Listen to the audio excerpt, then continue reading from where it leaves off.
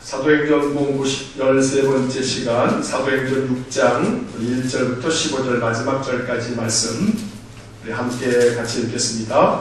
그때의 제자가 더 많아졌는데 헬라파 유대인들이 자기의 과부들이 매일의 구제에 빠짐으로 히브리파 사람을 원망하니 12 사도가 모든 제자를 불러 이르되 우리가 하나님의 말씀을 제쳐놓고 접대를 일삼는 것이 마땅하지 아니하니 형제들아 너희 가운데서 성령과 지혜가 충만하여 칭찬받는 사람 7을 택하라.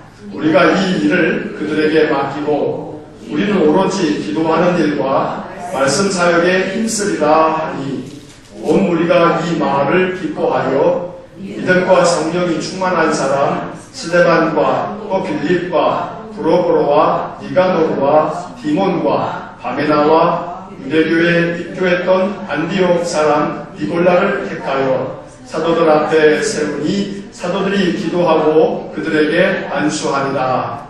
하나님의 말씀이 점점 왕성하여 예루살렘에 있는 제자의 수가 더 심히 많아지고 허다한 제사장의 무리도 이 도에 복종하니라. 스데반이 은혜와 권능이 충만하여 큰 기사와 표적을 민간에 행하니 이른바 자유민들 즉 구레네인 알렉산드리아인 길리기아와 아시아에서 온 사람들의 회당에서 어떤 자들이 일어나 스데반과 더불어 논쟁할세. 스데반이 지혜와 성령으로 말함을 그들이 능히 당하지 못하여 사람들을 매수하여 말하게 하되 이 사람이 모세와 하나님을 모독하는 말을 하는 것을 우리가 들었노라 하게 하고 백성과 장로와 서기관들을 충동시켜 와서 잡아가지고 공회에 이르러 거짓 증인들을 세우니 이르되 이 사람이 이 거룩한 것과 율법을 거슬러 말하기를 마지 아니하는도다. 그의 말에 이 나사렛 예수가 이곳을 헐고 또 모세가 우리에게 전하여 준 규례를 고치겠다 함을 우리가 들었노라 하거늘 공회 중에 앉은 사람들이 다 스데반을 주목하여 보니 그 얼굴이 천사의 얼굴과 같더라. 아멘. 자, 프린트물을 보시면 이 6장에 대한 간략한 이야기를 이렇게 한번 적어봤습니다. 예루살렘 교회는 사도들의 말씀과 기적들로 말미암아 폭발적인 성장을 이루었습니다. 베드로의 첫 설교를 듣고 세례를 받고 신자가 된 사람이 3,000명이나 되었고 그 후에도 사도들의 말씀을 듣고 믿음을 갖게 된 남자의 수가 약 5,000명이나 된다고 성경에 사도행전 2장과 4장에 각각 적혀져 있죠. 자, 이처럼 교회에 사람의 숫자가 많아지자 교회 안에 크고 작은 어려운 문제들도 생겨났습니다. 그 중에 하나가 구제 문제였습니다. 서로 누가 더 많이 도움을 받았다, 구제를 받았다 라고 하는 불평불만이 쏟아졌던 것입니다. 그래서 사도들은 교회의 재정 출납에 관한 일을 맡길 사람들을 택하게 되었습니다. 그들이 초대교회의 7 집사들입니다. 자, 오늘 이 사도행전 6장은 예루살렘 교회에 7 집사를 세우는 그런 이야기들을 적어놓고 있고 또 8절 이하에서는 스데반의 이야기가 7장으로 계속 이어져서 스데반이 순교할 때까지의 이야기가 또 아주 매우 길게 기록이 되어져 있습니다. 자, 프린트물에 있는 문제들을 한번 좀 하나씩 짚어보면서 말씀을 한번 생각해 보겠습니다. 첫 번째 질문을 보면 예루살렘 교회에서 벌어진 문제는 무엇이었습니까? 자, 어떤 문제였습니까? 구제 문제. 이 구제 문제가 아주 심각했어요. 1절 말씀을 보시면 그때 제자가 더 많아졌는데, 자, 신자들이 많아진 거예요. 신도가 아주 많아지니까 여기서부터 이제 문제가 생기는 거예요. 이게 작을 때는 상관이 없었는데 막 3,000명, 5,000명 그러니까 막 7,000명에서 10,000명 막 이 정도 숫자가 예루살렘 교회에 모이다 보니까 교회가 이제 뭐가 많아지냐면 헌금이 많아진단 말이에요. 돈이 많아져요. 바나바 같은 경우도 자기 재산을 다 팔아가지고 사도들 앞에 갖다 놓고, 아나니아 삽비라도 물론 중간에 이렇게 숨기긴 했지만 그런 사람들이 하나둘 생기면서 신도가 많아지니까 돈이 많아지는 거예요. 성도들이 헌금을 하나님 앞에 드리면 이 돈이 많아지니까, 자, 이 돈을 가지고 선한 사업을 쓴단 말이에요. 선한 사업에. 자, 그리고 또 어려운 사람들을 돕는단 말이에요. 그래서 어려운 사람들을 돕기 위해서 이제 구제를 하는데, 여기에서 문제가 있는 거예요.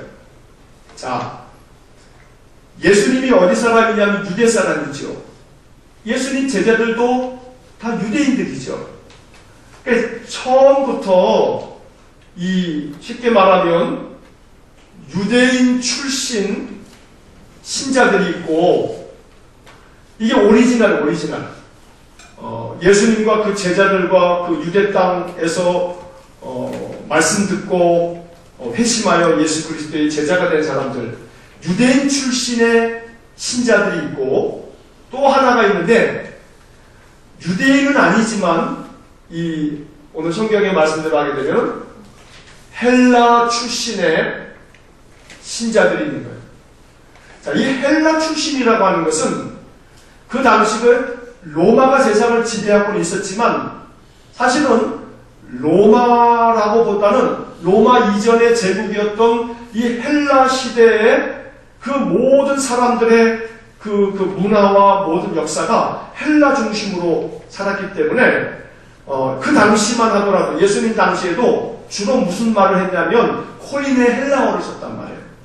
그래서 이 헬라 출신의 이방인이죠. 쉽게 말하면 그러니까 유대인들이, 출신 성분이 유대인이 아닌 이방인들이 예수를 믿어서 신자가 된 사람들이 있단 말이에요.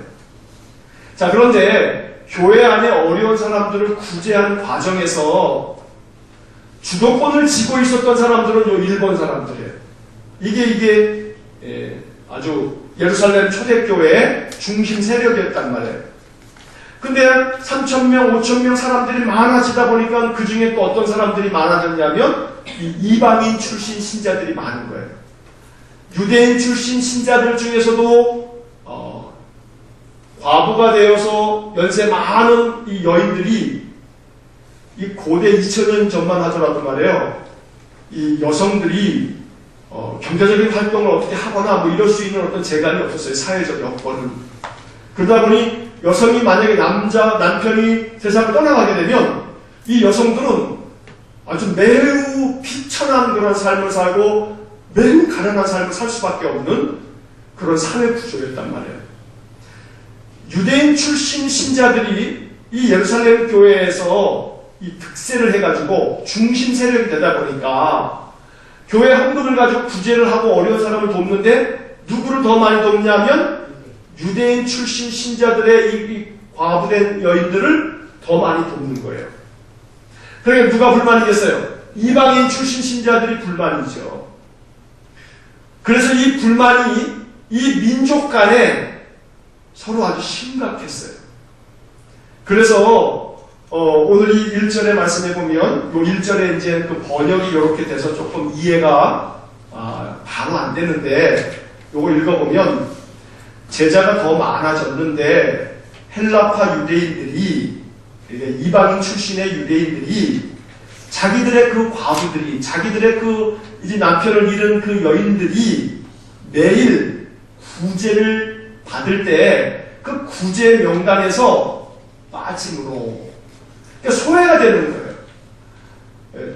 똑같이 도와주면은 불평불만이 없을 텐데, 어찌 하다 보니까 이게 의도적이었던지 의도적이지 않았던지, 혹은 뭐 실수로도 그럴 수 있거든요. 그런데 이것이 한 번, 두 번 이렇게 쌓여가다 보니까 이 헬라파 출신의 사람들이 아주 원망이 많아졌던 거예요.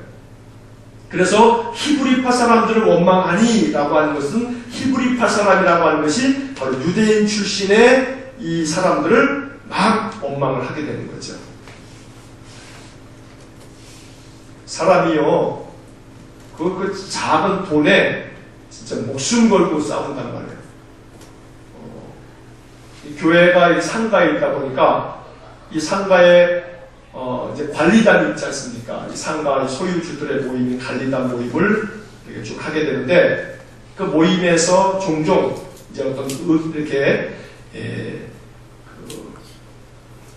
토의 제목으로 이렇게 나오는 것 중에 하나가, 이 상가에 있는 입주자들, 특별히 이제 1층에 있는 이 매장들은 영업점포들이란 말이에요. 사무실이라기보다 영업점포다 보니까 관리비를 비롯해서 몇몇 가지 것들에 있어서 어떤 문제가 생기면 그저 단돈 1,000원, 5,000원 가지고도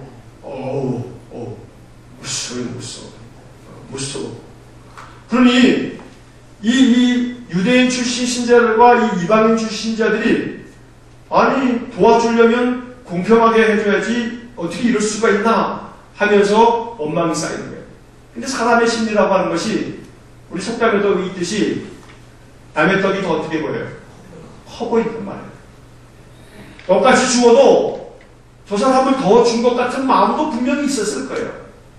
사도들이 아주 마음에 악의를 가지고 차별을 하려고 하는 의도가 있었던 것은 아닐지도 몰라요.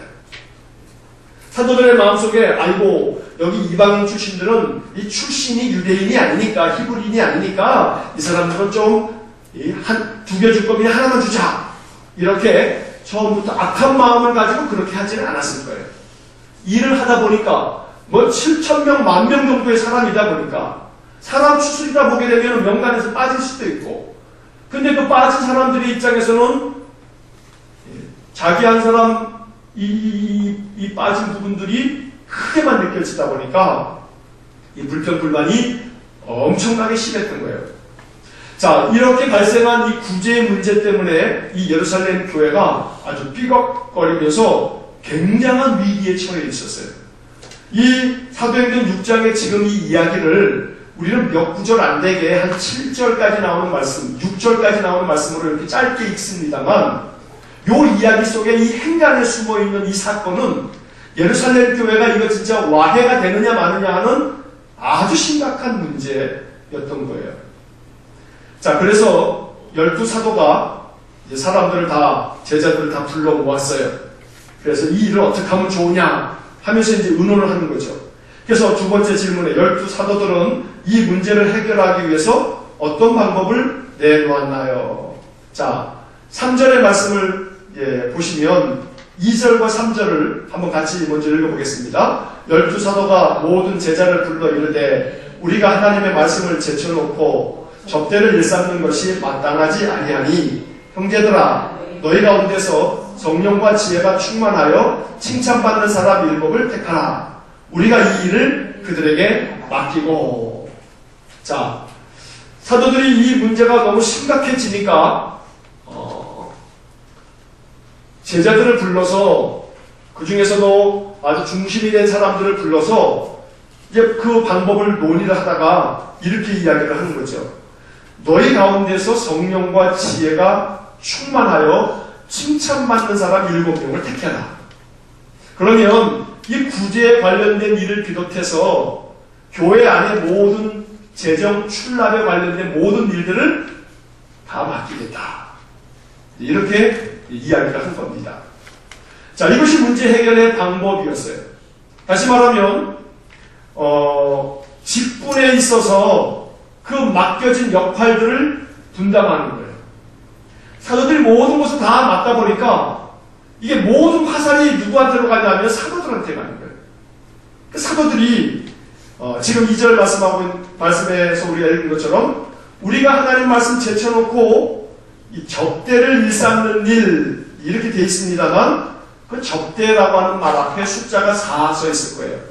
그 4번이 그 밑에 이렇게 내려가 보시면 조그만 글씨로 또는 재정 출납을 이렇게 써 있단 말이에요. 그러니까 사도들이 그동안에는 모든 교회의 재정 출납을 다 사도들이 다 이렇게 맡아서 진행을 하다가 이런 불미스러운 일이 벌어지면서 교회가 위기에 빠지니까 재정 출납을 너희들이 세운 그 사람들에게 다 맡기겠다. 이렇게 말하고 있는 거예요. 자, 그로 말미암아 이제 이 초대교회 예루살렘 교회 7 집사가 세워지게 되는 거죠. 자, 여기서 이 7 집사를 세우는 과정에 있어서 3절을 보게 되면 어떤 사람을 택하라고 이 사도들이 딱 이야기를 했냐면 어떤 사람입니까?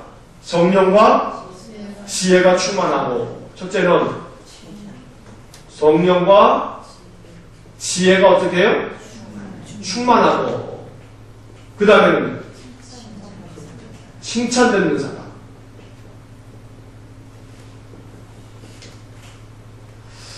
자, 성령과 지혜가 충만하고 이 칭찬받는 사람 7명을 그렇게 택하라 라고 이렇게 이야기를 했어요. 교회의 일을 감당함에 있어서 교회 일꾼들에게 있어서 필요한 조건은 다른 것이 아니고 성령과 지혜가 충만하고 칭찬받는 사람, 칭찬받는 사람을 택하라 라고 이야기를 하고 있는 거죠. 다시 말하면 우리가 교회 안에서 어떤 사람이 되어져야 하냐? 성령과 지혜가 충만한 사람이 되어야 되고, 또 어떤 사람이 되어야 됩니까? 칭찬받는 사람이 되어야 되는 거예요. 사도들은 교회의 성도들이 이와 같은 사람들이 되기를 간절히 원하고 있는 거죠. 우리가 신앙생활을 하는 이유가 말이에요. 교회 나오면서 뭘 얻기를 원하냔 말이에요. 무언가를 얻기를 원하기보다는 내가 어떤 사람이 되기를 바라는 것, 이게 사실은 신앙생활의 가장 중요한 본질이라고 말할 수 있어요. 내가 기독교 신앙을 가지면서 하나님께로부터 무엇을 얻을까가 아니고 하나님으로 말미암아 내가 어떤 사람이 될까, 사람에게 초점이 맞춰져야 된다는 거죠. 예수를 믿으면서 내가 성령과 지혜가 충만한 사람이 되고 사람들에게로부터 칭찬받는 사람이 되고, 이것이 예수 믿는 이유란 말이에요. 이런 사람이 되면 하나님께서 나머지 것들은 다 하나님의 뜻 가운데서 다 책임져 주신단 말이에요. 그러니까 내가 어떤 존재가 되느냐라고 하는 것에 초점을 맞춰야지, 하나님이 나에게 뭘 주시려나에 초점을 맞추면 안 된다는 거예요. 하나님이 나를 이런 사람으로 만들어 주시기를 바라야지, 하나님이 가지고 있는 그 주머니에 뭐가 들었나 이것만 생각하는 그런 신자가 돼서는 안 된다는 거죠. 자, 여기에 이 12 사도들이 이 일을 이 사람들에게 다 맡겼단 말이에요. 접대를 일삼는 것이 마땅치 않다. 재정 출납을 비롯해서 교회의 모든 행정적인 이런 모든 일들을 사도들이 맡다 보니까 말씀을 제쳐놓게 되고, 그리고 기도하는 일과 말씀 사역을 소홀히 하게 되더라 이 말이에요. 그래서 이 모든 것들을 이 7 집사에게 맡겨야겠다라고 12 사도가 방법을 내놓은 겁니다.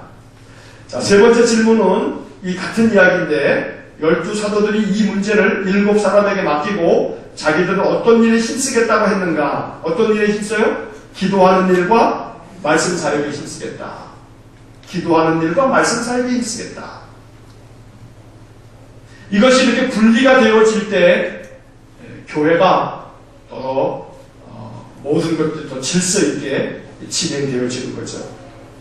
자, 뒷페이지에 보게 되면 이렇게 해서 7 집사가 이제 세워지는데, 예루살렘 교회가 사도들의 제안에 따라 세운 7 사람들의 이름은 무엇입니까? 자, 6장 5절에 보면 조금 읽기 어려운 이름들이긴 합니다만 7명의 이름이 나오죠. 자, 7명의 이름이, 첫째는 누굽니까? 스데반. 두 번째는요? 빌립. 왠지 스데반과 빌립 이 두 사람은 조금 알 것 같지 않습니까? 그래도 조금 익숙하죠. 조금 익숙해요. 자, 이 첫 번째 나오는 이 스데반. 이 스데반이라고 하는 이름의 뜻은 말이에요, 면류관이라고 하는 뜻이 있어요. 면류관. 이름 자체의 뜻이에요. 자, 이 스데반은 최초의 순교자가 돼요. 이제 다음 주부터 7장을 읽어가면서 7장의 마지막에 보면 스데반이 돌에 맞아 죽는 초대교회의 최초의 순교자가 되는 거죠. 자, 두 번째로 빌립이 나오죠. 자, 이 빌립을 우리가 이렇게 들으면 예수님의 제자들 중에 베드로와 안드레, 야고보, 요한, 빌립과 바돌로메, 도마와 마태, 알페오의 아들 되는 야고보와 시몬과 다데오와 가룟 유다라. 이렇게 해서 옛날 교회 학교 때 12제자 이름을 배워요. 자, 거기에 빌립이 나오는데 12제자에 나오는 빌립은 아니고요. 이 빌립은 동명이인의 이름은 똑같은데 다른 사람이에요. 이 빌립이 초대교회의 그 7 집사 중에 한 사람으로 예수님의 그 제자 빌립과는 다른 그런 빌립인데, 이 빌립은 사마리아를 전도하는, 사마리아가 사실은 여기 밑에 유대 땅이 있고 여기 갈릴리가 갈릴리 지역이 있고 그 다음에 요 중간에가 사마리아인데, 이 사마리아는 유대인들이 아주 멸시했던 그런 동네 출신 사람들이란 말이에요. 그래서 사마리아의 복음을 전한다라고 하는 건 있을 수도 없는 일이었어요. 유대인들에게 있어서 이 사마리아 사람들은 버려져야 할 사람이에요. 하나님께로부터 아주 버려져야 할 그런 사람들인데, 이 빌립이 최초로 이 사마리아 전도를 했던 그런 사람이죠. 나중에 이제 사도행전 8장에서 이 빌립의 활약상이 나오게 됩니다. 자, 그 다음부터 이름은 성경에 거의 안 나오는 이름들이에요. 브로보로, 니가노루, 디몬, 바메나. 기독교 전승에 의하면 이 사람들이 거의 대부분 순교를 하거나 교회 지도자로서 사역을 감당했다라고 하는 그런 전승들이 전해져 내려오긴 합니다만, 성경 속에는 이 브로보로, 니가노루, 디몬, 바메나는 여기에 한 번 등장하지 않아요. 자, 그런데 주목할 것은 이 마지막 7번째 나오는 사람, 누가 나옵니까? 이 안디옥 사람이었던 니골라라고 나와요. 니골라. 이 니골라라고 하는 사람을 조금 한번 생각해 보자면, 유대교에 입교했던 안디옥 사람, 이 안디옥이라고 하는 것이 갈릴리 저 위쪽에 한 이쯤에 이 안디옥이 하나 있는데, 요거는 여기에 있는 안디옥은 바울과 신라를 파송했던 안디옥 교회고요. 여기 안디옥이 아니고 바울이 전도 여행을 떠날 때 지금으로 얘기하면 터키 땅에 피시디아 안디옥이라고 하는 곳이 있어요. 그 피시디아 안디옥, 다시 말하면 사실은 이방인인 거죠, 결국은. 그러니까 이 안디옥 사람이라고 했을 때 이 안디옥은 바울과 신라를 파송했던 그 안디옥 교회의 안디옥이 아니고 저 터키 지방에 있는 이방인의 그 비시디아 안디옥이라고, 사도행전에서 나중에 이제 그 비시디아 안디옥의 지명이 나올 겁니다. 그때 제가 한번 다시 한번 또 이야기를 할게요. 자, 그러니까 다시 말하면 이 니골라라고 하는 사람은 이방인이었어요. 이방인. 그런데 이 사람이 유대교에 입교를 했죠. 개종을 한 거예요. 그래서 초대교회에, 예루살렘 교회 7 집사의 명단에 올라갔는데, 문제는 뭐냐면 성경학자들이 뭐 확실하다라고 이렇게까지는 말하지 않지만, 그러나 거의 대부분 일치하는 견해는 뭐냐면, 이 니골라가 나중에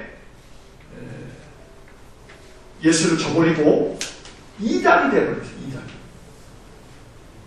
그래서 니골라 당을 만들어서 그 이야기가 계시록에 나와요. 자, 요한계시록을 한번 잠깐 건너가 보겠습니다. 요한계시록 2장 6절 말씀을 보시면,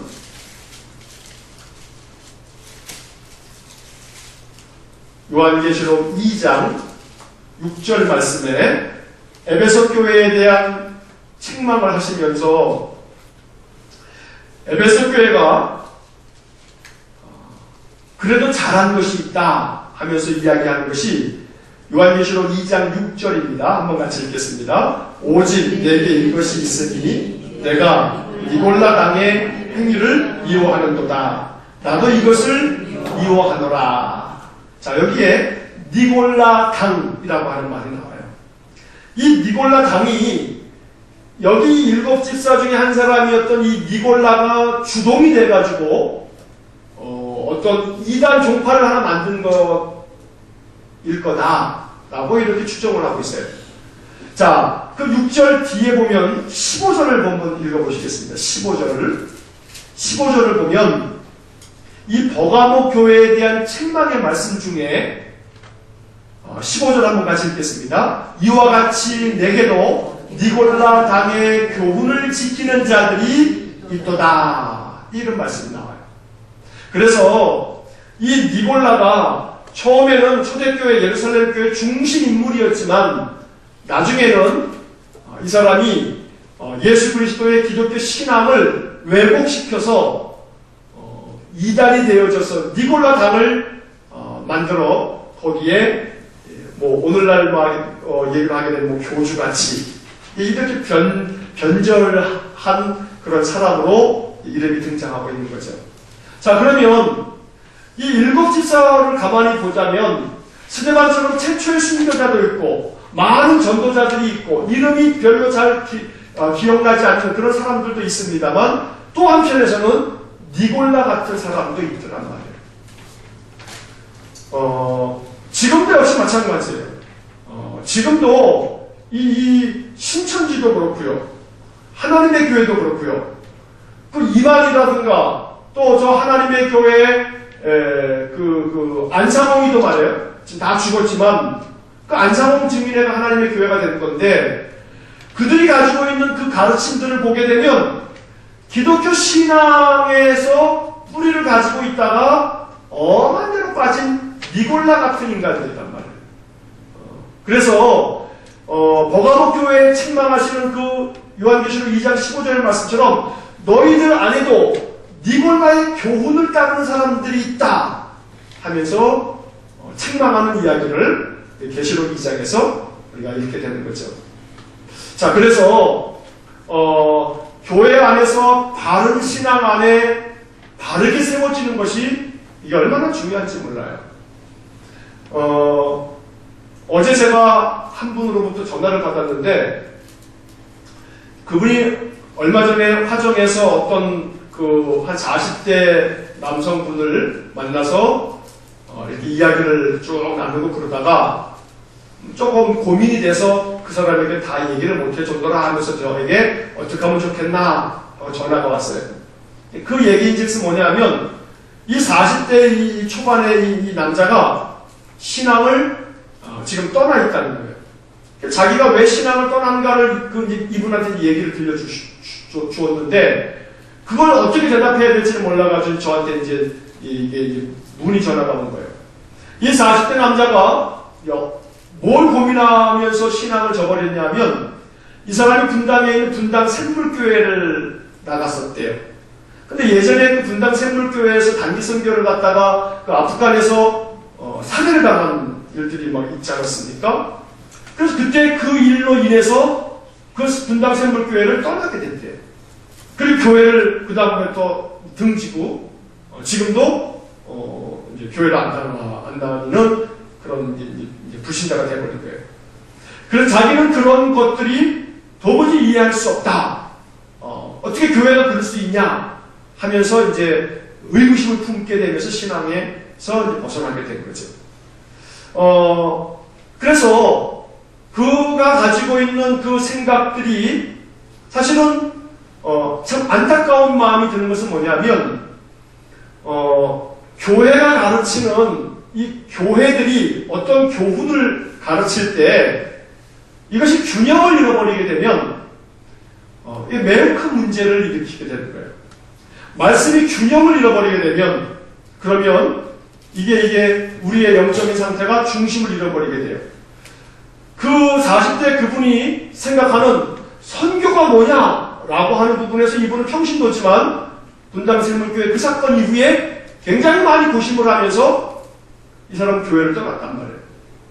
그래서 제가 이제 전화를 주신 분하고 이제 통화를 하면서 선교가 무엇인가에 대해 선교에 대한 가치관이 좀 더 균형 있고 확장돼야 되는데 분당 샘물교회 그 당시에 그 청년부를 지도한 교역자의 생각 속에 사실은 그 시점에서 한국교회에 교회마다 아주 유행처럼 번졌던 게 뭐냐면 단기 선교. 그래서 그 단기 선교 가가지고 마치 이 젊은이들이 대단한 선교를 하는 양 이러다가 사고가 난 거거든요. 그래서 이 선교에 대한 생각을 사실은 바르게 할 필요가 있는데 이 부분에서 이분은 그 샘물교회에서 균형 있는 말씀을 듣지 못했던 거예요. 그러니까 이건 잘못됐다라고 하는 어떤 그런 생각을 아주 확고하게 가지면서 교회를 떠나버린 거죠. 그래서 제가 이제 그분에게 전화를 주신 분에게 선교가 이러이러한 것인데 그렇지 않은 어떤 선교관을 가지고 있는 교회는 어느 한 부분에서 너무나 치우치게 되는 그런 우를 범할 수가 있다 하는 얘기들을 이제 한참 들려줬어요. 나중에 이제 이 사도행전은 선교의 역사이기 때문에 이 선교에 대한 이야기를 사도행전의 뒷부분에서 바울의 선교 여행을 쭉 읽어가면서 우리가 이제 여러 번 이제 나누게 될 겁니다. 자, 왜 이런 말씀을 드리냐면 니골라 당이라고 하는 것이 처음부터 이단이 아니에요. 아주 신실한 이 일곱 집사가 어떤 사람이었어요? 성령과 지혜가 충만한 사람이었고 칭찬받는 사람이었어요. 그랬던 니골라가 이렇게 니골라 당의 이 괴수가 되어버렸단 말이에요. 우두머리가 되어버렸단 말이에요. 그러니까 말씀을 온전하게 바르게 받아들이지 못하면 그리고 그 말씀을 자기 멋대로 해석하면 그러면 이 니골라 같은 그런 안타까운 일도 벌어지게 된다는 거죠. 자, 오늘 우리들의 삶에 있어서 신앙이 바른 가치관 위에 말씀 위에 바르게 세워지지 않으면 그러면 이 신앙으로 말미암아 인생관이 만들어지거든요. 인생에 대한 가치관이 신앙을 토대로 해서 형성되어지는데 신앙이 균형 있고 말씀 위에 바르게 서 있는 신앙을 갖는 것이 매우 중요하다라고 하는 것을 이 니골라를 보면서 우리가 좀 마음에 유념을 해야겠습니다. 자, 다섯 번째 질문을 보시면 이제 그 다섯 번째 질문에서는 예루살렘 교회 일곱 집사들 중에 스데반 얘기를 좀 합니다. 스데반은 은혜와 권능이 충만하여 큰 기사와 표적을 행하였다고 8절에 기록되어 있죠. 자, 또한 이 스데반은 회당에서 많은 사람들과 논쟁을 합니다. 근데 그 누구도 스데반을 강해낼 사람이 없었어요. 자, 스데반이 이토록 논쟁에도 능했던 이유가 있어요. 그게 뭐냐면 오늘 본문의 말씀에 10절 말씀 한번 읽어보겠습니다. 10절 같이 읽겠습니다. 스데반이 지혜와 성령으로 말함을 그들이 능히 당하지 못하여. 많은 사람들이 와서 회당에서 스데반과 논쟁을 하는데 스데반을 이기지를 못하는 거예요. 스데반이 성령과 지혜를 가지고서 말하였기 때문에 누구도 스데반과 말해서 이 말로 이길 자가 없었던 거죠. 자, 지혜와 성령으로 말하였다. 이것이 스데반 논쟁에서 어느 누구도 스데반을 이길 수 없었던 그런 이유가 되는 거죠. 자, 여기서 누가복음의 말씀을 우리 한두 구절만 좀 보겠습니다. 누가복음 12장을 한번 펴보시겠습니다. 누가복음 12장.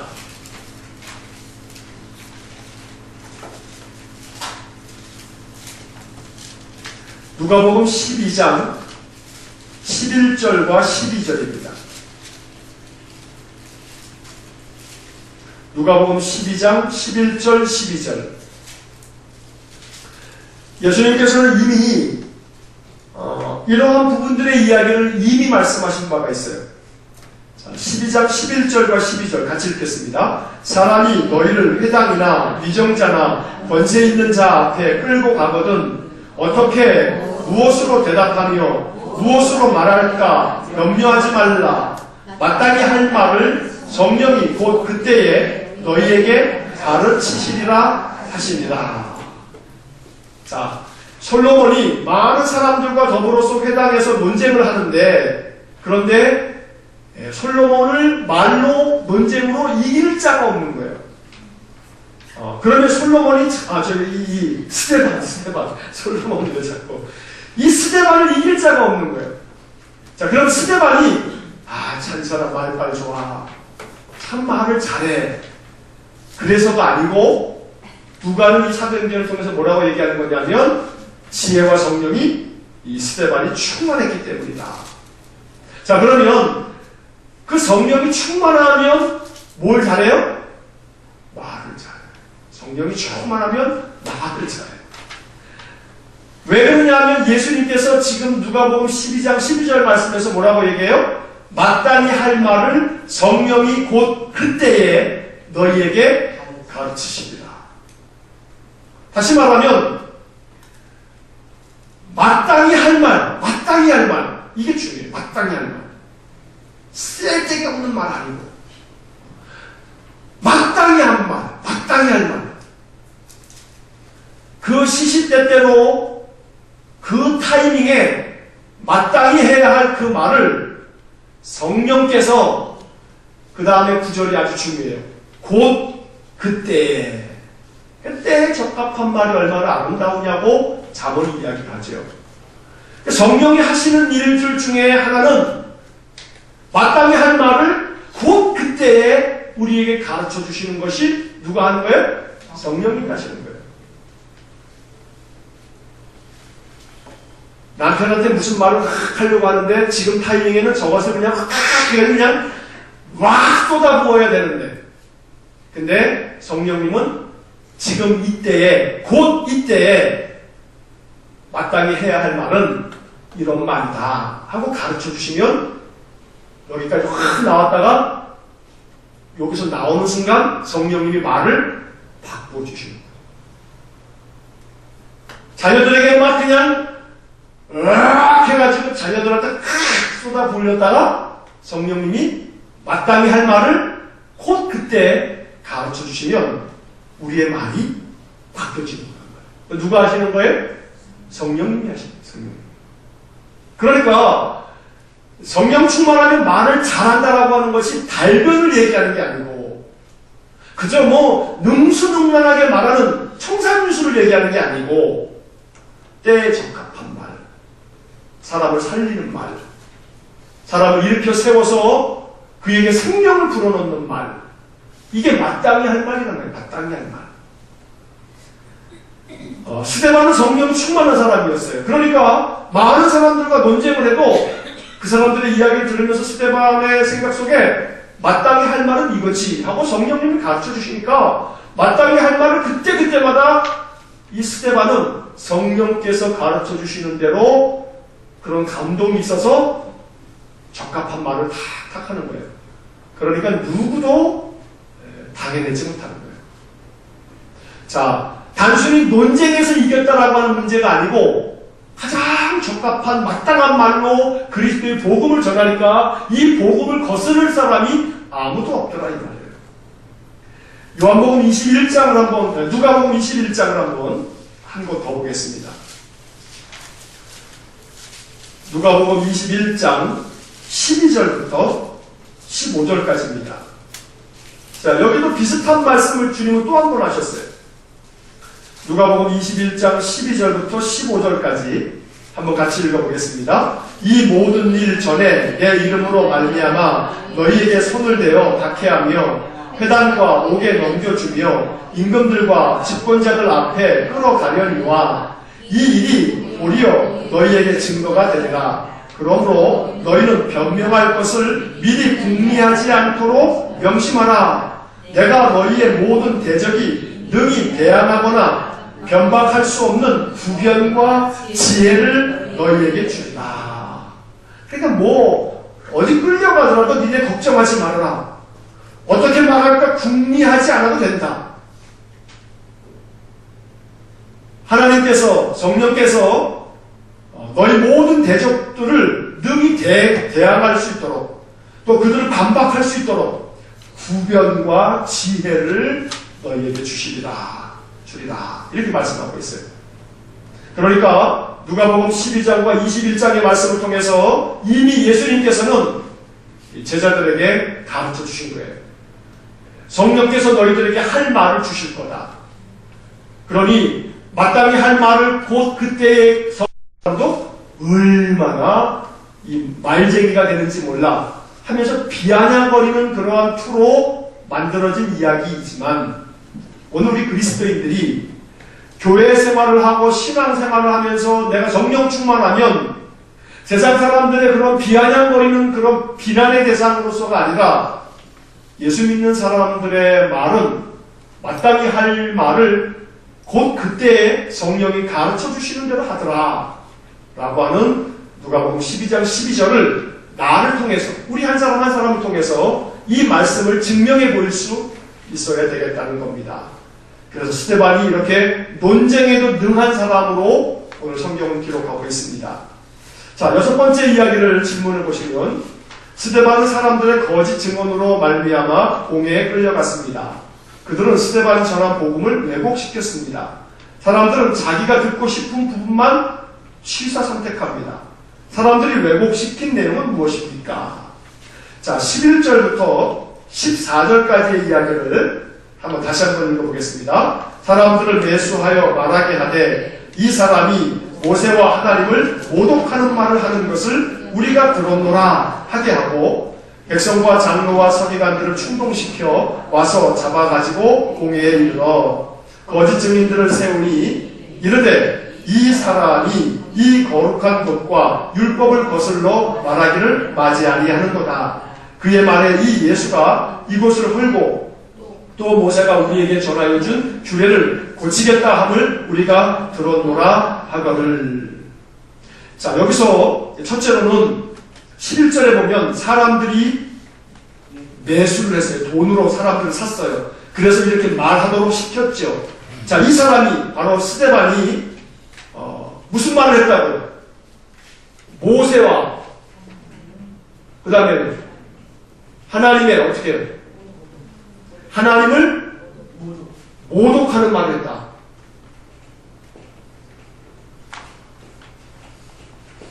모세와 하나님을 모독하는 말을 했다. 자, 이렇게 말하는 것을 그 다음에 11절 마지막에 뭐라고 되어 있어요? 우리가 들었노라.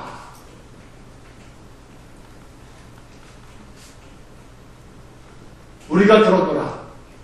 자, 그런데 그 밑에 보시게 되면 13절에 보면 거짓 증인들을 세우니 이르되 이 사람이 이 거룩한 곳과 이 거룩한 곳과 그 다음에요 율법을 거슬러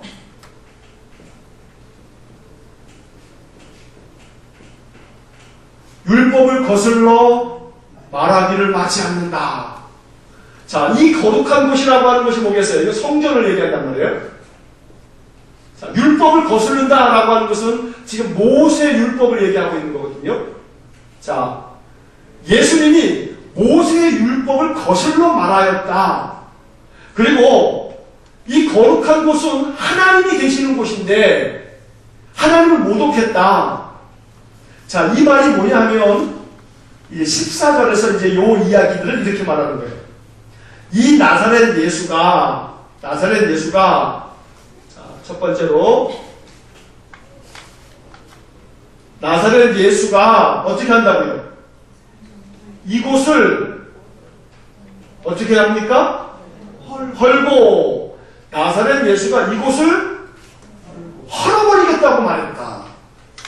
자, 이곳이 어떤 곳이냐면 거룩한 곳이고 이 거룩한 곳은 하나님이 계신 곳인데 하나님이 계신 성전을 어떻게 하겠다고요? 헐어버리겠다. 이렇게 하나님을 모독하는 말을 했다 이 말이에요. 자, 그 다음에 모세가 우리에게 전해준 규례를 어떻게 하겠다고요? 고치겠다. 자기가 도대체 뭐길래 모세가 전해준 계명을 이 모세가 전해준 이 율법을 거슬러서 이 모세의 규례를 이 사람 이 나사렛 예수가 고치겠다 이렇게 말하고 있다. 이런 것들을 14절 맨 마지막 부분에 보면 우리가 어떻게 했다고요? 들었노라 이러는 거예요. 자, 그럼 여기서 중요한 건 뭐냐면요, 예수님께서 분명히 성전을 헐라! 라고 얘기했어요. 근데 헐고 여기까지만 얘기하고 그 다음 말은 안 해요. 예수님 뭐라 그랬냐면 이 성전을 헐라! 사흘 만에 내가 다시 세우겠다. 세우겠다는 말을 주세요, 안 해요? 이걸 싹 잘라 먹어버려요. 자, 그러면 요 얘기가 어디 있냐 하면 요한복음 2장을 한번 건너가 보겠습니다. 요한복음 2장. 요한복음 2장 18절부터 22절까지입니다. 요한복음 2장 18절부터 22절까지 요 맥락을 이해해야 돼요. 이런 배경 속에서 나온 말이에요. 자, 요한복음 2장 18절부터 22절 한번 읽겠습니다. 이에 유대인들이 대답하여 예수께 말하기를 내가 이런 일을 행하니 무슨 표적을 우리에게 보이겠느냐. 예수께서 대답하여 이르시되 너희가 이 성전을 헐라 내가 사흘 동안에 일으키리라. 유대인들이 이르되 이 성전은 46년 동안에 지었거늘 내가 3일 동안에 일으키겠느냐 하더라. 그러나 예수는 성전된 자기 육체를 가리켜 말씀하신 것이라. 죽은 자 가운데서 살아나신 후에야 제자들이 이 말씀하신 것을 기억하고 성경과 예수께서 하신 말씀을 믿었더라. 자, 여기에 분명한 예수님의 말씀의 그 표현을 뭐라고 되어 있냐면 19절에 되어 있죠. 예수께서 대답하여 이르시되 너희가 이 성전을 헐라. 자, 그러면 여기 보세요. 이 예수가 이곳을 헐고 우리가 들었다요. 예수가 이 성전을 헐겠다고 말하는 것을 우리가 들었다. 근데 예수님이 뭐라고 얘기한 거예요? 너희가 이 성전을 헐라. 예수님이 헐겠다고 그랬어요? 니들이 헐어봐라 그랬어요. 니들이 헐어봐라. 그러면 내가 일으킬 거다 사흘 만에. 근데 그 성전은 예수님이 십자가에 죽으신 예수님의 몸을 얘기하는 거고 사흘 만에 부활할 것을 말씀하신 것이었다. 그러면 예수님이 이곳을 헐겠다라고 하는 의미는 예수님의 죽음과 부활을 의미하는 건데 예수님 그걸 말씀하신 건데 예수님의 표현만을 가지고 그것도 표현 중에서도 앞에 말 뒤에 말을 딱 잘라버리고 이거 헐겠다라고 하는 요 하나만 딱 가지고서 우리가 들었다. 이렇게 지금 갖다쓰는 거짓 증언을 하고 있는 거예요. 예수님은 분명히 성전을 내가 헐어버리고 사흘 만에 짓겠다고 말하지 않았어요. 너희들이 헐면 내가 사흘 만에 일으킬 거다, 세울 거다. 너희들이 헐라. 이 말은 너희들이 나를 죽여봐라, 죽여라. 나는 사흘 만에 일어날 거다, 부활할 거다. 이 얘기를 하고 있는데 예수님의 그 본래 뜻은 온데간데 없고 예수님의 말씀하신 표현 중에 요 하나 헐어버리겠다라고 하는 요 하나만 가지고서 하나님을 모독했다. 신성 모독으로 예수를 죽이고 스데반도 지금 같이 지금 쳐넣으려고 그러고 있는 거예요. 자, 두 번째, 모세의 규례를 고치겠다 이렇게 말했는데 이게 뭐냐 하면 요한복음 13장으로 한번 넘어가 보겠습니다. 요한복음 13장 34절입니다. 요한복음 13장 34절 한번 같이 읽겠습니다. 새 계명을 너희에게 주노니 서로 사랑하라. 내가 너희를 사랑한 것 같이 너희도 서로 사랑하라. 자, 예수님께서 주신 계명이에요. 자, 근데 예수님이 여기에 뭐라고 표현하냐면 뭘 주겠다고요? 새 계명을 너희에게 주겠다. 자, 계명은 오직 뭐였어요? 모세 율법, 10계명.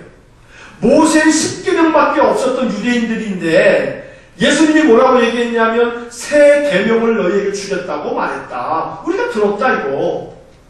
그러니 예수는 모세가 전해준 이 율법을 거슬러서 이 모세가 가르쳐준 규례를 자기가 새 계명으로 고치겠다고 말하는 거 아니냐. 이렇게 뒤집어 씌우는 거예요. 자, 이렇게 해서 사람들은 이 스데반의 이 가르침, 스데반이 말하고 있는 이 예수의 가르침을 왜곡시키고 있는 거예요. 이게 사람이에요. 이게 사람이에요. 자, 달을 봐라! 그러면 뭘 봐야 돼요? 달 봐야죠. 근데 뭘 보냐면 이 손가락을 보는 거야. 목사님 빨간 펜을 들었네. 빨갱이 아니야? 이러는 거지. 이렇게 되겠구나. 이렇게. 왼손에 빨간 걸 들었네. 그러면 이건 자빨이네. 이렇게 갖다 붙여. 그러면서 그 중에 말 하나, 한 단어 이렇게 이것을 헐고 요거 하나만 우리가 들었다. 요거만 딱 가지고 가가지고 목사님이 요랬다. 성경에 말해요. 하나님이 없다라고 하는 단어가 나와야 안 나와요. 하나님이 없다라고 하는 글자가 성경에 나와야 안 나와요. 성경에 나와요. 하나님이 없다라고 하는 것이.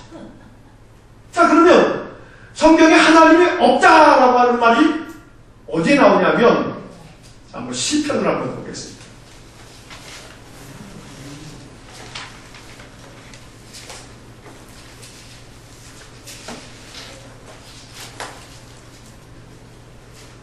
자, 시편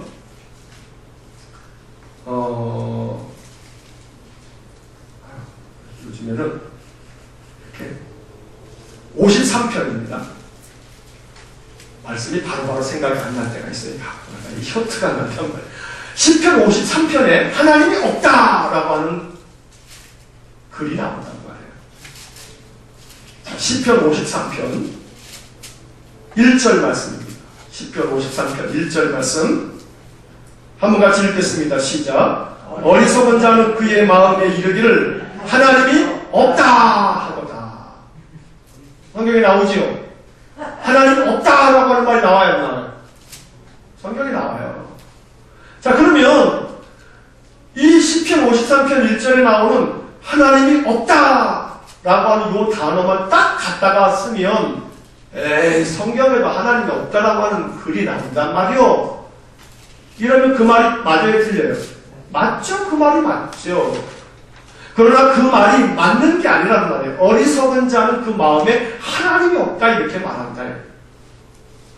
자, 이와 마찬가지로 스데반의 설교를 가지고 많은 사람들은 거짓 증인까지 동원해서 스데반이 전하는 나사렛 예수는 이 성전 거룩한 곳 하나님을 모독하고 이걸 헐어버리겠다고 말했고, 모세가 전해준 율법을 거슬러 그 규례를 자기가 세계명을 주겠다 그러면서 고치겠다고 했으니 이거 참 아주 주경마땅한 죄인들이다 하면서 스데반을 지금 고발하고 있다는 겁니다.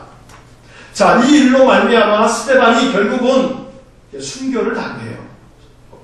어거지 쓰는 데는, 인간이 어거지 쓰는 데는 재간이 없어요, 이게. 스데반을 돌로 쳐 죽인단 말이에요. 자, 그런데 이제 스데반이 죽는 이야기는 이제 7장에 가서 이제 우리가 읽게 될 거고, 이 사도행전 6장 맨 마지막 9절, 15절, 사도행전으로 다시 넘어가셔서 마지막 15절만 우리가 이제 읽으면 되겠습니다. 15절 한번 보시겠습니다. 사도행전 6장 15절. 자, 공회에 끌려가서 신문을 받았지만 스데반은 겁내지 않았습니다. 오히려 공회에 앉은 사람들이 스데반을 주목하여 보았을 때 스데반의 모습은 어떠했나요? 자, 15절 한번 읽어보겠습니다. 공회 중에 앉은 사람들이 다 스데반을 주목하여 보니 그 얼굴이 천사의 얼굴과 같더라. 아이고, 참말로 그 얼굴 한번 봤으면 좋겠어요. 자, 스데반의 얼굴이 무슨 얼굴 같다 그래요? 천사의 얼굴과 같다. 천사의 얼굴. 어떤 얼굴이 천사의 얼굴일까요? 어떤 얼굴이 천사의 얼굴일까요? 자, 천사의 얼굴을 제가 보여드릴게요. 방법을 가르쳐드릴게요. 어떻게 하면 천사의 얼굴을 보느냐? 천사의 얼굴을 볼 수 있는 방법. 자, 천사의 얼굴을 보시려면 그것도 매일 보실 수 있어요. 매일. 천사의 얼굴 매일.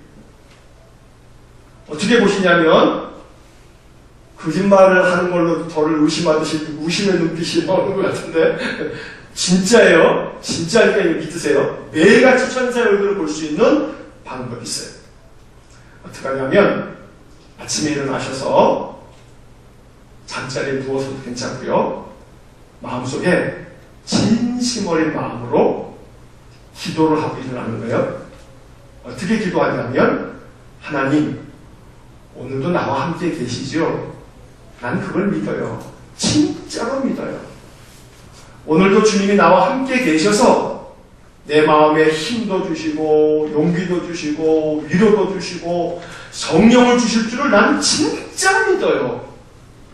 하고 그렇게 진짜 믿는다고 하나님 앞에 진실한 마음으로 몇 마디 기도를 하시고 난 다음에 진짜 그렇게 믿어지는 마음이 딱 생겼을 때 빨리 세면장으로 가세요. 화장실 가. 그리고 거울을 딱 보세요. 그 거울 앞에 누가 서 있냐면 천사의 얼굴을 하고 있는 여러분들의 모습입니다. 할렐루야. 믿습니까? 안에서 이렇게 팀이한 거 보니까 에이 그럼 그렇지 하는 그런 마음인 것 같은데, 바로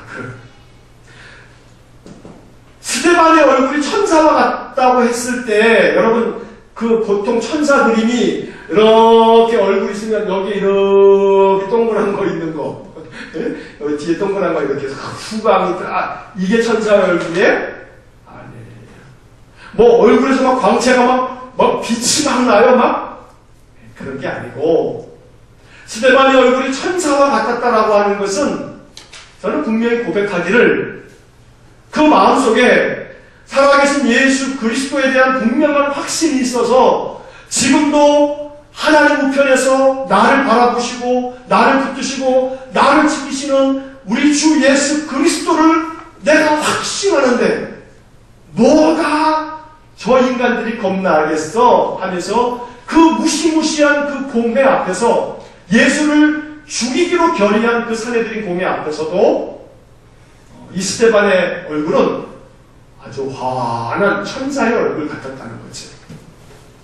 천사의 얼굴을 우리가 볼 수 있는 좋은 방법은 지금 말씀드린 것처럼 그렇게 마음으로 진심으로 믿고 그 믿음 가지고 우리들의 마음속에 예수 그리스도를 모실 때 내 얼굴은 천사의 얼굴과 같은 그런 모습을 우리가 보게 될 줄로 믿습니다. 오늘 이 사도행전 6장의 이야기를 우리가 읽으면서 일곱 집사를 택하게 됐던 이 초대교회의 어려움들, 그러면서 초대교회 안에 있었던 그 많은 갈등들, 예루살렘 교회도 얼마나 많은 갈등이 있었는지 몰라요. 히브리파 사람과 헬라파 출신들이 얼마나 서로 상호 비방과 이 문제가 얼마나 심각했는지 몰라요. 뭐 예루살렘 교회만이 아니에요. 나중에 계속해서 이 사도행전을 보겠습니다만 이 초대교회라고 하는 것들이 죄다 그런 인간의 갈등들이 심각한 지경이었어요. 그런 가운데 어떻게든 방법을 찾겠다고 찾아내는 것들은 결국은 성령과 지혜가 충만한 사람들이 문제를 해결해 가는 거예요. 지혜와 성령이 충만한 일곱 사람들이 이 문제를 수습해 간단 말이에요. 교회는 성령과 지혜가 충만한 사람, 칭찬받는 사람들이 그 교회를 윤활유 같은 역할을 해서 그래서 교회를 아름답고 건강하게 만들어가는 거예요. 자동차에 제일 중요한 건 뭐냐면요, 엔진 오일이에요. 엔진이 아무리 중요하다고 해봐요, 한 10,000km, 20,000km가 막 10,000km가 넘어가는데 엔진 오일을 안 갈게 되면 나중에는 이 엔진이 터져버려요. 그러니까 엔진도 바퀴도 뭐도 다 중요하지만 제일 중요한 건 뭐냐면 오일이에요. 오일. 엔진 오일, 브레이크 오일, 이 오일을 제때제때 새 것으로 갈아줌으로써 자동차는 아주 쌩쌩 잘 달릴 수가 있는 거죠. 성령과 지혜가 충만한 사람, 예루살렘 교회의 엔진 오일 같은 사람이란 말이에요. 엔진 오일 같은 사람. 우리 일산광교회에 엔진 오일 같은 그런 믿음의 사람들이 많아지기를 우리가 힘써 기도해야겠습니다. 초대교회 일곱 집사가 그렇게 예루살렘 교회 엔진 오일 같은 사람들이에요. 교회의 장로와 권사와 안수 집사들은, 안수를 받은 직분자들은 그런 엔진 오일 같은 역할을 할 수 있을 때 이 예루살렘 교회가 이런 문제들을 해결해 갔듯이 이 땅의 모든 교회, 또 일산광교회도 우리가 그런 엔진 오일 같은 그런 믿음의 사람, 말씀과 또 성령과 지혜가 충만한 사람들 되기를 간절히 축원합니다. 함께 기도하시겠습니다. 이 시간에 한번 마음에 조용히 생각해 보시기 바랍니다. 이 사도행전 6장을 통해서 하나님은 오늘 나에게 무엇을